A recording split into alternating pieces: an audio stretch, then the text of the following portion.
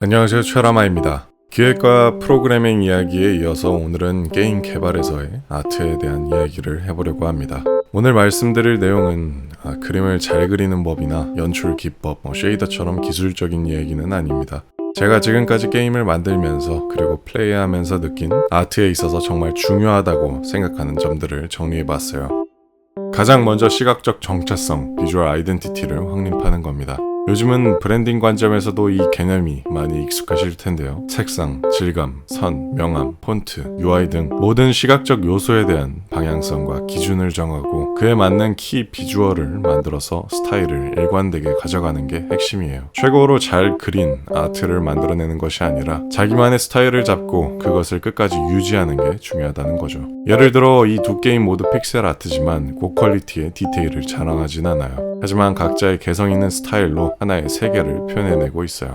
언더테일은 개발 당시 너무 퀄리티가 좋아서 정체성에 맞지 않는다는 이유로 일부 아트를 폐기했다는 이야기도 있어요. 그만큼 자기 게임의 분위기와 방향성을 명확히 알고 있었다는 뜻이죠. 비주얼을 통해 전달하고 싶은 감정과 경험적 목표를 잡고 모든 시각 요소를 통해 그것을 표현하는 것이 중요한 것 같습니다.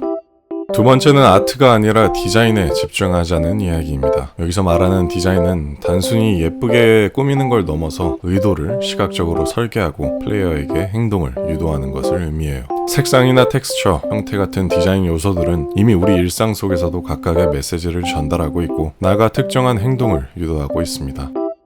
빨간색은 오답, 초록색은 정답. 대비되는 색상은 강조를 만들고 뾰족한 형태는 위험, 둥근 형태는 안정감을 줍니다. 우리 주변에 있는 거의 모든 것들이 사실은 디자인입니다. 게임 속에서도 마찬가지예요. 병 속의 빨간 액체는 체력, 파란 액체는 마나, 파란 웅덩이는 물, 초록 웅덩이는 독, 빨간 웅덩이는 용암. 화면 전체의 분위기만 봐도 이 게임이 캐주얼한지 아니면 하드코어한지 지금이 시작 단계인지 아니면 엔딩에 가까운지 직접 해보지 않아도 느껴지죠. 이건 단순한 느낌이 아니라 색상이나 질감, 선, 형태, 스케일, 그리고 캐릭터, 배경, UI에 이르기까지 모든 시각 요소들이 기획 의도를 전달하고 있는 것입니다. 결국 디자인이 플레이어에게 말을 거는 겁니다. 여긴 위험한 곳이야. 이거 눌러봐도 되는 것이야. 이렇게 자연스럽게 행동을 유도하고 몰입을 만듭니다. 그래서 저는 게임 아트에서 가장 중요한 건 단순히 잘 그리는 것이 아니라 어떻게 의도를 시각적으로 전달할 것인지 그 점에 집중하는 것이라고 생각합니다.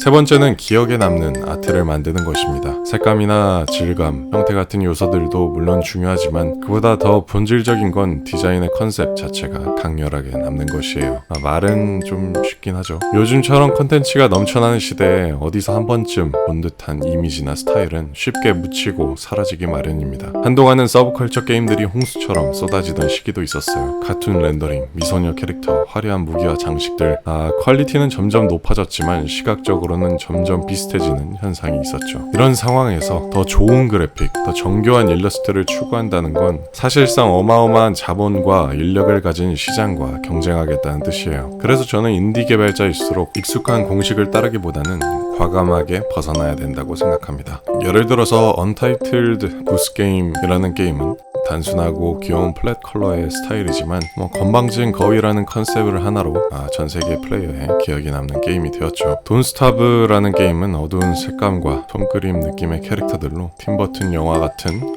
독특한 정서를 시각적으로 전달했습니다. 전이라는 게임은 대사 한 줄 없이 추상적이고 미니멀한 비주얼로 감정을 전달했어요. 색과 빛, 움직임만으로도 잊혀지지 않는 인상을 남겼죠. 중요한 건 보자마자 이건 뭐지 싶은 시각적 충격, 그리고 다른 게임과는 확실히 다른 무언가가 있다는 인상입니다. 그리고 이런 시도야말로 인디이기 때문에 가능하고 인디이기 때문에 더욱 빛나는 영역이라고 생각해요. 결국 기억에 남는 아트란 단순히 예쁜 그림이 아니라 처음 봤을 때 각인되는 컨셉의 힘에서 나오는 것 같습니다.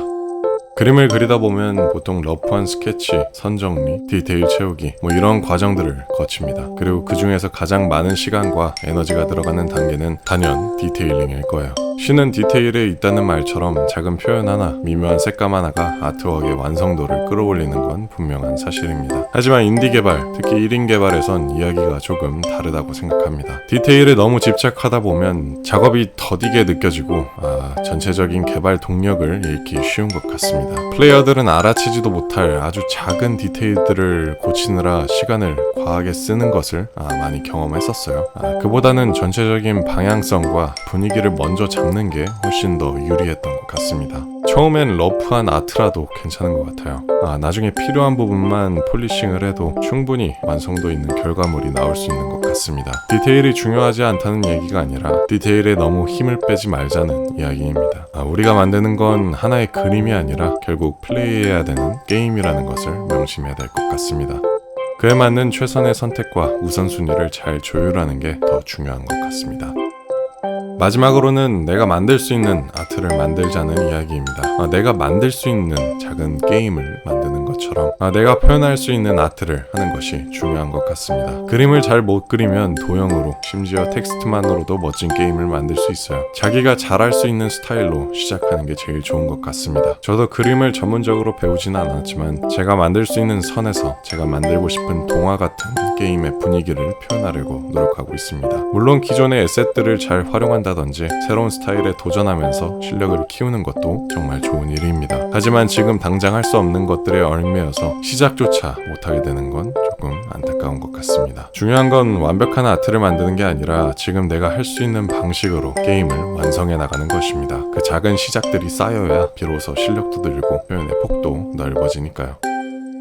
지금까지 제가 게임을 만들면서 아트에 대해 느꼈던 점들을 정리해보았습니다. 완벽한 기술이나 퀄리티보다도 방향성과 표현력, 그리고 일관성이 훨씬 더 중요하다는 것, 그리고 자신이 할 수 있는 방식으로 꾸준히 표현해 나가는 것, 그게 바로 1인 개발자에게 가장 필요한 아트의 자세가 아닐까 싶어요.